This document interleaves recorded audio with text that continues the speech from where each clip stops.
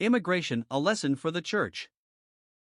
The saying, hindsight is always 20/20, is a familiar one. It implies that when we look back over our past we can see what should have been done, in contrast to what was done. Given the opportunity of turning back the clock, we would do things differently. In light of the terroristic attacks on the World Trade Center and the Pentagon, we can now look back and say we made some mistakes. We allowed people into this country about whom we had very little knowledge. We opened our doors to the very people who ultimately attacked us and caused such destruction and grief. Does this mean that the United States should close its borders, if it could? No, it means that the nation needs to be more careful who it allows in, and to hold those who do come in accountable, meaning they should be monitored for their behavior and activities. It also means that any behavior that is potentially harmful to the nation would be cause for concern and perhaps deportation.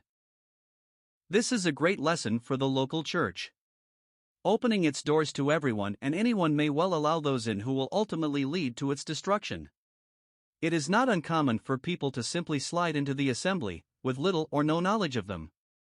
It was the Apostle Paul who warned the Ephesian elders of those who would attack from without and from within.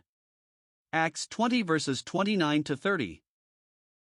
Am I advocating closing the doors and allowing no one in? Of course not. However, I am saying that we should know those we receive into fellowship.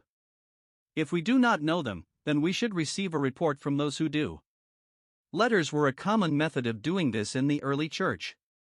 Romans 16 verse 1, today we have telephones, fax machines, and other means, in addition to the written letter, to receive such information.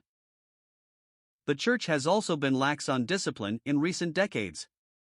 Its concern for growth and its image has led many local churches to overlook sin and fail to carry out the difficult and painful task of discipline. This too can lead to tragedy, as noted by Paul when he said, "A little leaven leavens the whole lump." Galatians 5 verse 9.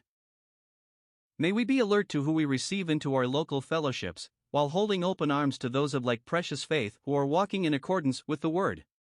May we guard the assembly and the saints from those who may be destructive and avoid the pain of hindsight.